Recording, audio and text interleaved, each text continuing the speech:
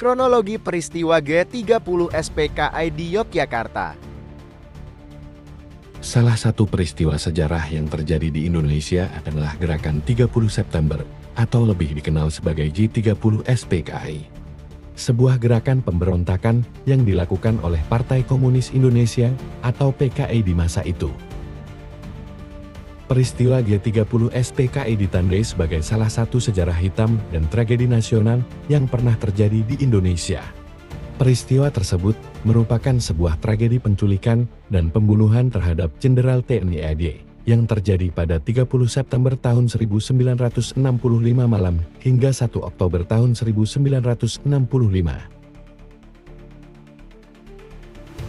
Peristiwa ini terjadi di dua kota, yakni di Jakarta dan Yogyakarta. Dari sejumlah pahlawan revolusi, dua di antaranya adalah Brigadir Jenderal TNI Anumerta Katamso dan Kolonel Infanteri Anumerta Sugiono yang gugur di Yogyakarta. Untuk mengenang peristiwa G30 SPKI di Yogyakarta dan atas jasa kedua pahlawan revolusi tersebut, dibangunlah sebuah monumen bernama Monumen Pahlawan Pancasila atau Museum Monumen Pahlawan Pancasila yang berlokasi di Kentungan, Sleman, Daerah Istimewa Yogyakarta.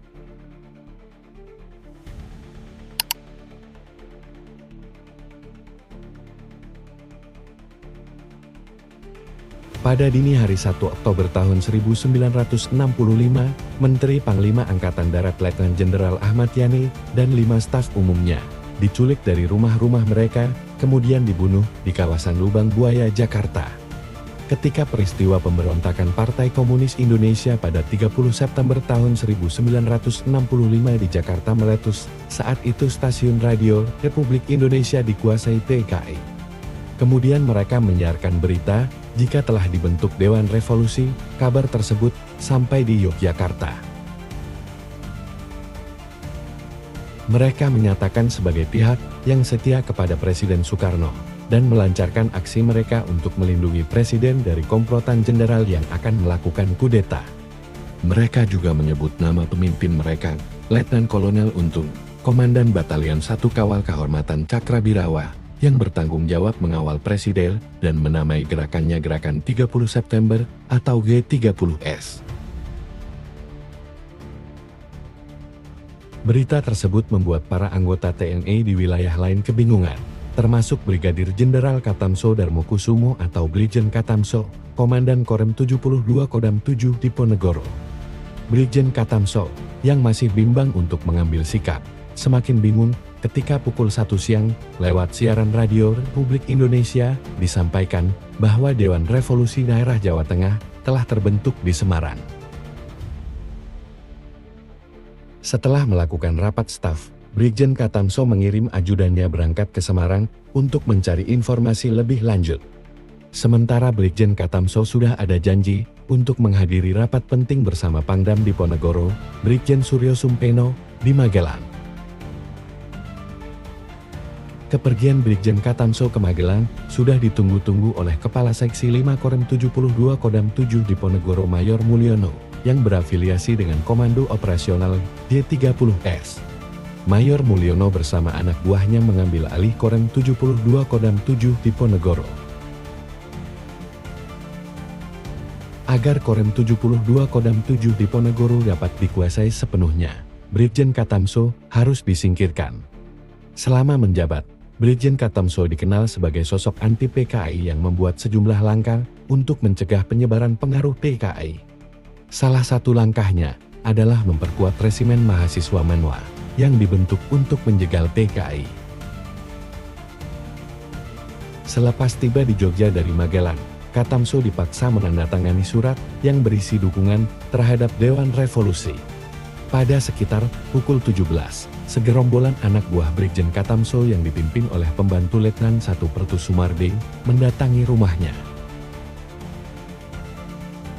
Brigjen Katamso kaget ketika mendapati ada anak buahnya yang terpengaruh PKI. Ia pun menolak dan memanggil sejumlah perwira untuk melakukan rapat terkait situasi terkini waktu itu.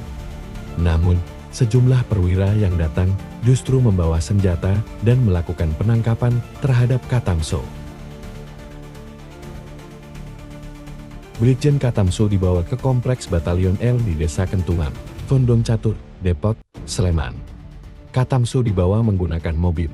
Ketika ia melangkah keluar mobil, ia diserang menggunakan kunci mortir nomor 8. Katamso pun tersungkur dan gugur pada malam hari tanggal 2 Oktober tahun 1965. Jenazah Katamso diangkat dan dimasukkan ke dalam lubang yang ada di sekitar tempat kejadian. Selain Brigjen Katamso, sore itu Kepala Staf Korem 72 Yogyakarta Letkol Sugiono Mangunwiyoto juga diculik dan dibawa ke tempat yang sama. Pada saat kejadian, Sugiono masih berpangkat Letnan Kolonel Infanteri dan menjabat sebagai Kepala Staf Korem 72. Ia diculik oleh anggota Batalion L di ruang kerjanya Makorem 72. Sugiono dibunuh dengan menggunakan kunci mortir nomor 8. Pada saat itu jenazah Sugiono dimasukkan ke lubang yang sama dengan Katamso. Ketika Sugiono dimasukkan ke lubang masih terdengar suara binkuran. Lantas, untuk menghilangkan nyawa Sugiono, beliau dilempari batu hingga Sugiono gugur. Brigjen Katamso dan Letkol Sugiono dibunuh dengan cara yang sama, yaitu dipukul menggunakan kunci mortir nomor 8 seberat 2 kg oleh Sersan 1 Sertu Alip Toye.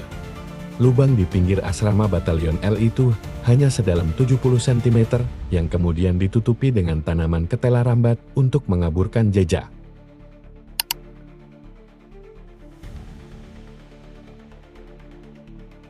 Setelah kedua pahlawan revolusi tersebut dibunuh secara tidak manusiawi, Korem 72 Pamungkas melapor kepada Pangdam 7 Diponegoro terkait peristiwa itu. Saat itu, Kapten Suryotomo ditugaskan oleh Panglima Kodam 7 Diponegoro Brigadir Jenderal Suryo Sumpeno untuk sementara waktu mengambil alih pimpinan Komando Batalion L Brigade Infanteri dan mengambil langkah-langkah demi terpeliharanya keamanan dan ketertiban di Yogyakarta.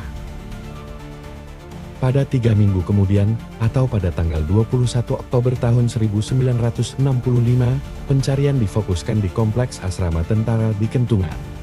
Tim pencari curiga dengan tanaman yang baru ditanam, lantas digali tanah tersebut, dan ditemukan jenazah Katamso dan Sugiono.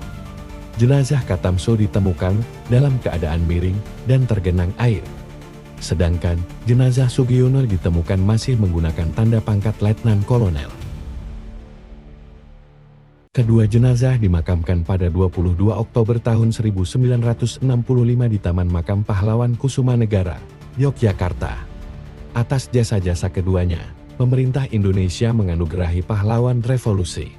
Katamso dan Sugiono dinaikkan pangkatnya secara anumerta menjadi Brigjen Katamso dan Kolonel Sugiono.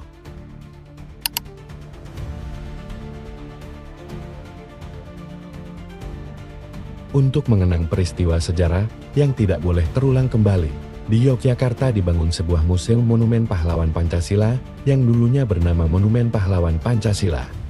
Monumen tersebut diresmikan tahun 1991 di Kentungan, tepat di atas tanah tempat terjadinya pembunuhan atas Katamso dan Sugiono.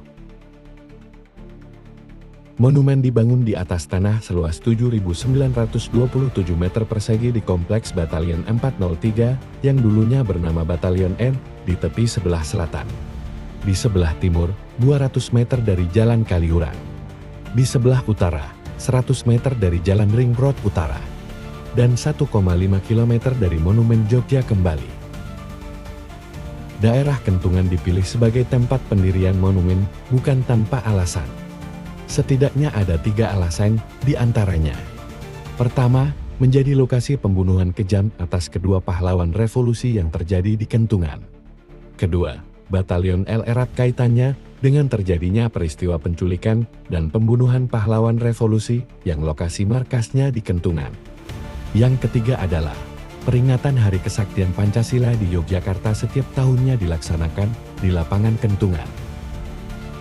Bagaimana pendapatmu tentang peristiwa G30 SPKI yang terjadi di Yogyakarta ini? Tuliskan pendapatmu di kolom komentar.